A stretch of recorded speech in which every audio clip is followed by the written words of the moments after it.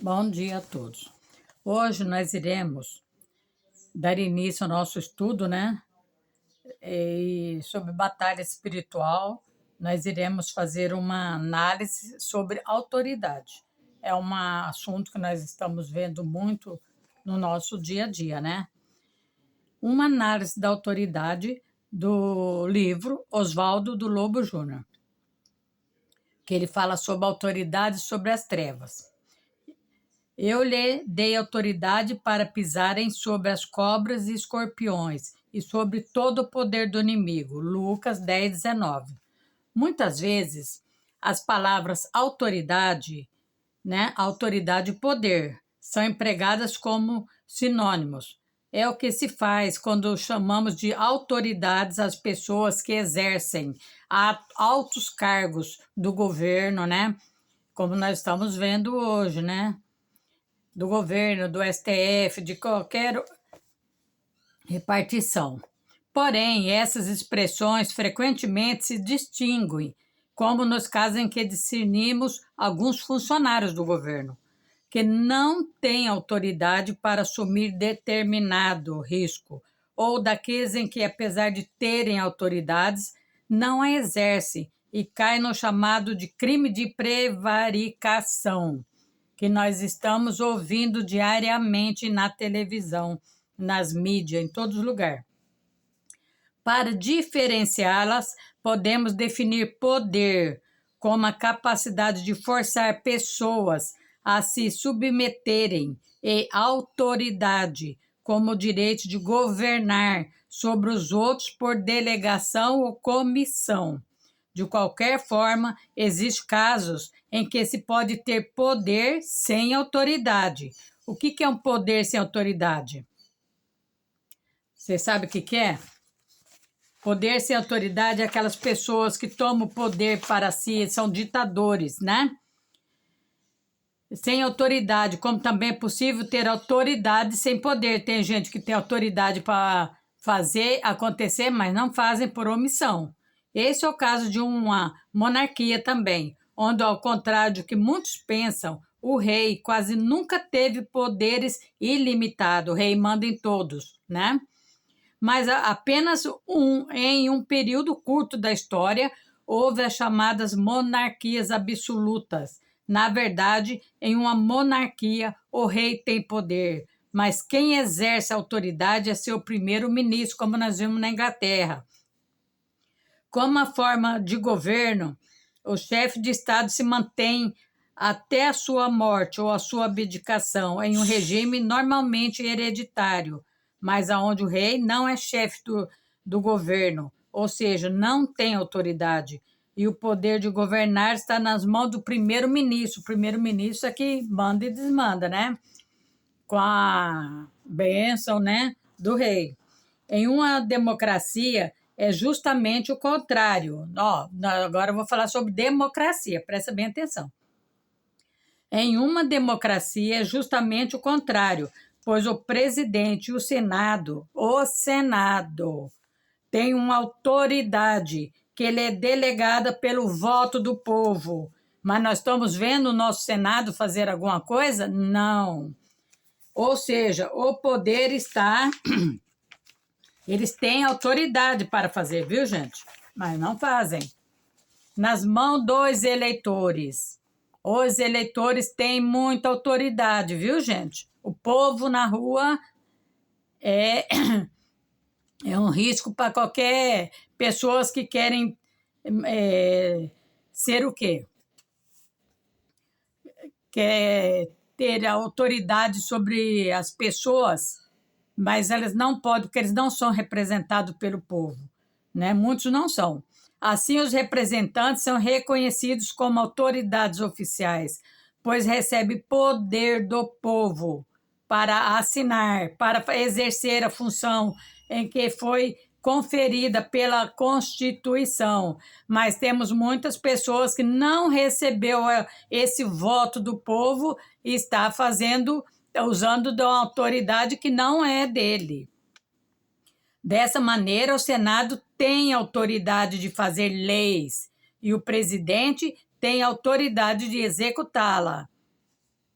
Agora nós vamos falar de uma pessoa que tinha muita autoridade, Moisés. Moisés, por exemplo, ele não podia competir em força contra o Estado egípcio, que estava sob o poder do faraó. Faraó era considerado um deus na terra, viu, gente? Faraó e de seus exércitos. Também não tinha qualquer poder sobre os elementos criados, mas, mesmo assim, recebeu autoridade delegada por Deus para libertar os judeus e feriu as águas do Nilo e ela se transformou em sangue. Está em Êxodo 7. Quando vocês quiserem saber toda a autoridade que Deus deu para Moisés, leia Êxodo. Com um gesto de sua vara, ele transformou o pó da terra em piolhos. Está em Êxodo 8:17. Sepultou todo o poder do faraó e do seu exército do Mar Vermelho, com as pragas, né, do Egito. Não há ninguém que tenha tal poder de manipular elementos de modo a transformar água em sangue ou dar vida ao pó, transformando em piolhos, ou mesmo de fazer que uma simples vara de madeira se transforme em serpente. Está em Êxodo 7:10.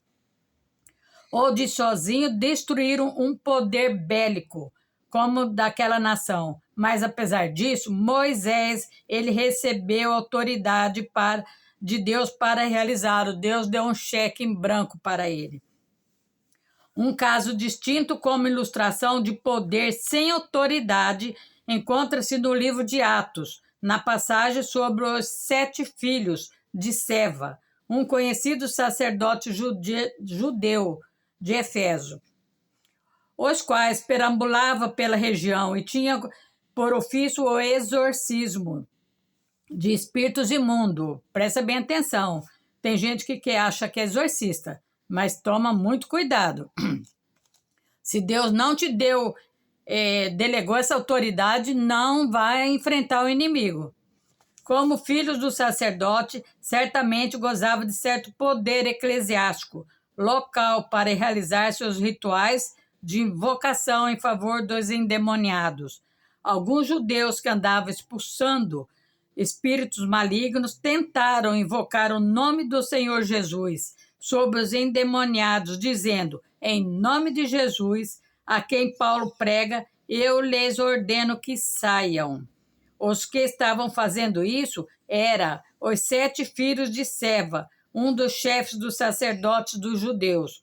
Um dia, o espírito maligno lhe respondeu: Jesus eu conheço, Paulo eu sei quem é, mas vocês quem são? Eles não tinham autoridade. Então o endemoniado saltou sobre ele e os dominou, espancando-os com tamanha violência que eles fugiram da casa nus e feridos. Atos 19:13. Certamente ouviram da fama do apóstolo e usaram o nome de Jesus, a quem Paulo pregava em seu serviço. Deus fazia milagres extraordinários por meio de Paulo, de modo que até lenços e aventais que Paulo usava, está na Bíblia isso aqui, viu? Eram levados e colocados sobre os enfermos. Esses eram curados das suas doenças e os espíritos malignos saíam deles. Mas apesar das costas quentes do seu progenitor, do poder eclesiástico herdado e a favor da religião judaica, foram totalmente desmoralizados esses 7 aí, né? Envergonhados e brutalmente surrados pelo espírito imundo. Por isso a pergunta dos demônios no texto de Atos: mas vocês quem são? Ele não era conhecido no meio das trevas, ele não era ninguém. É apenas uma expressão de profundo desprezo das trevas, falta de autoridade daqueles homens, né? Então nós temos que ver o quê? Nós temos, gente, que pedir para Deus dar discernimento para nós, para nos capacitar, porque a batalha espiritual é muito grande, tá? E não é qualquer um que tem esse dom de expulsar demônio. Não, Deus dá um dom para cada pessoa, mas tem pessoa que acha que tem, né? Aí vai fazer bonito, daí quando apanha, né? E ainda debocha dele, ele acha ruim, né? Então, nós temos que ter muito Paciência, né? Eu vou ler Salmo 43 para nós terminar isso aqui, tá?